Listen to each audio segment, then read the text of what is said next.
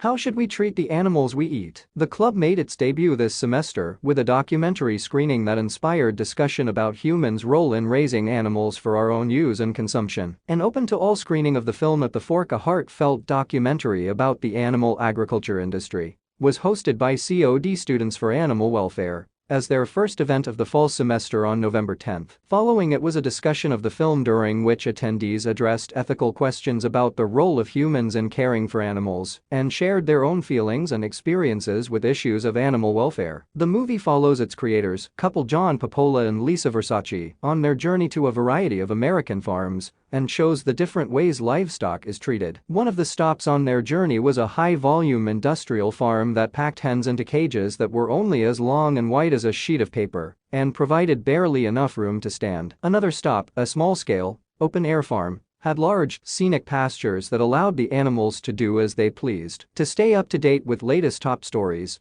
make sure to subscribe to this YouTube channel by clicking the button above this video. The film focuses on the experiences of those working at each of these farms, as well as government officials who have an interest in the animal agriculture industry. From these experiences, the audience gets an understanding of each of their motives and a broad overview of the industry. The question being asked in the film is, what does improving an animal's life matter if the ultimate destination is the same? David Ouellette, an advisor to the Animal Welfare Club, asked after the screening. According to two farmers in the documentary, the health of their livestock improved when the livestock were allowed to engage in their instinctive behaviors. That's an interesting point, because we control every aspect of their lives. We control everything: their sexuality, birth rate, how fast they can grow, what they eat, how they move, how they sleep. Ouellette said, you'd have to imagine that giving them the autonomy or freedom to do the things that come natural would overall make them happier. Touching on an important question raised by the film, a member of the club, Ashley Fiedler, asked,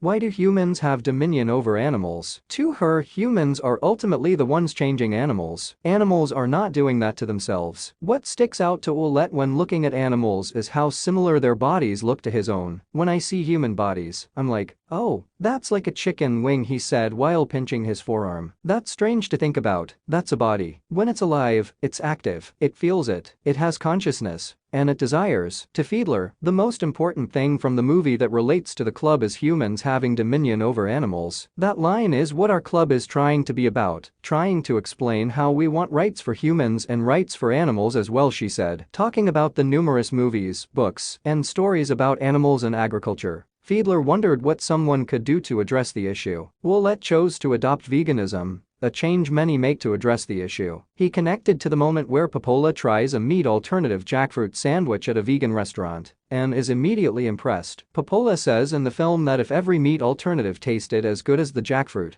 it'd be really easy to give up meat. Ouellette shared that before he was vegan, he loved buffalo chicken wraps, but I found plant-based options that are, if not 100% there, 98% of the satisfaction I would get from the former, he said. He says finding suitable replacements that don't make one feel like they're missing out on taste or nutrition is a major step for those choosing to eat fewer animal products. We're not going to be like, oh, you don't care about animals. Yeah, you do, said Fiedler. As long as you're taking the time to learn about it, then that's cool. The discussion was a great start to the club's goals of creating a judgment-free environment where students can share their thoughts and experiences regarding animal welfare, especially difficult to approach issues, such as the treatment of livestock.